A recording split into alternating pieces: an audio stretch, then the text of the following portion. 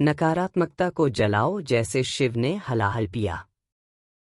मानव जीवन एक यात्रा है जिसमें सुख और दुख, आशा और निराशा, जीत और हार दोनों का अनुभव होता है।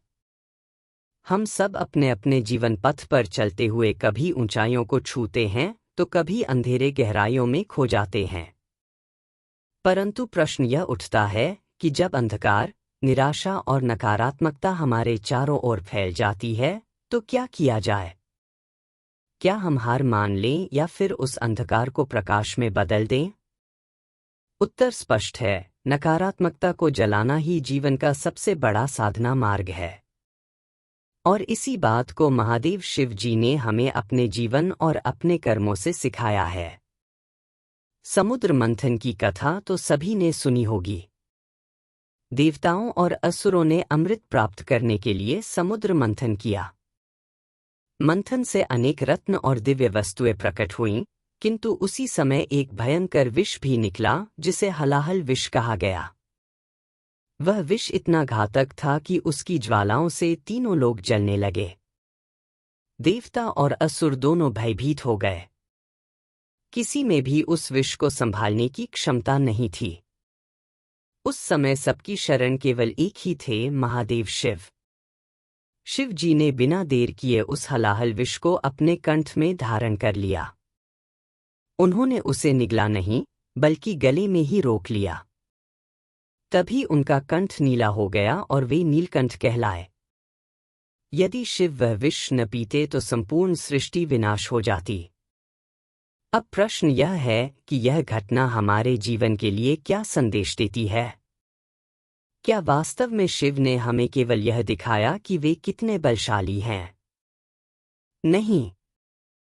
यह प्रसंग हमें एक गहरी सीख देता है। जीवन में जब भी नकारात्मकता सामने आए, जब भी कठिनाइयां हमें घेर लें, तो उन्हें नष्ट करने का मार्ग यह है कि हम उन्हें अपने भीतर रोकें, नियंत्रित करें और फिर साधना द्वारा उस नकारात्मकता को शक्ति में बदल दें। नकारात्मकता केवल बुरे विचारों का नाम नहीं है। यह भय, असुरक्षा, ईर्ष्या, क्रोध, द्वेष, निराशा और हीन भावना का वह जाल है जिसमें फंसकर इंसान अपनी असली क्षमता खो देता है। जब मनुष्य बार बार सोचता है कि मैं असफल हूं, मेरे साथ कुछ अच्छा नहीं हो सकता, मैं दूसरों से छोटा हूं, तो धीरे धीरे उसका आत्मविश्वास टूटने लगता है। यही नकारात्मक सोच धीरे धीरे बीमारी, अवसाद और असफलता का कारण बनती है। शिव का संदेश है, इस विष को पी जाओ, इसे अपने ऊपर हावी मत होने दो। हलाहल और आधुनिक जीवन। आज के समय में यह हलाहल क्या है?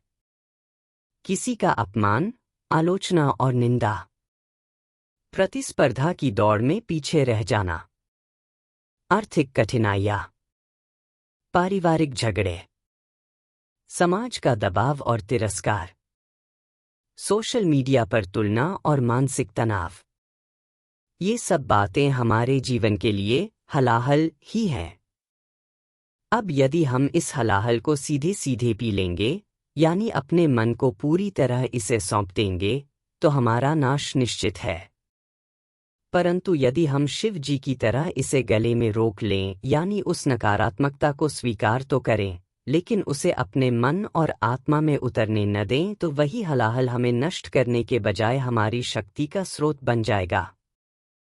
शिव जी ने हलाहल पीकर भी शांत भाव से ध्यान लगाया। उन्होंने उस विष को अपने भीतर शक्ति में परिवर्तित कर लिया। हमें भी यही करना है। स्वीकार करो, नकारात्मकता से भागो मत। यह स्वीकार करो कि हाँ, मेरे जीवन में कठिनाई है, लोग मेरी आलोचना करते हैं, परिस्थितियां कठिन हैं।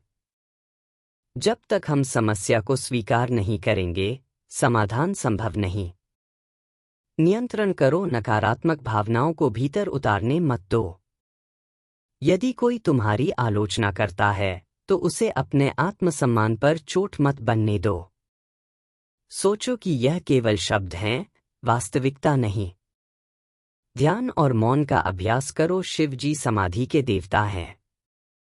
ध्यान ही वह अग्नि है जो नकारात्मक विचारों को जलाकर राख कर देती है। जब मन शांत होता है तो विष का प्रभाव स्वतः नष्ट हो जाता है। सकारात्मकता का संचार करो। नकारात्मकता को केवल नकारने से वह खत्म नहीं होती। उसे बदलने के लिए सकारात्मक विचारों को अपनाना पड़ता है।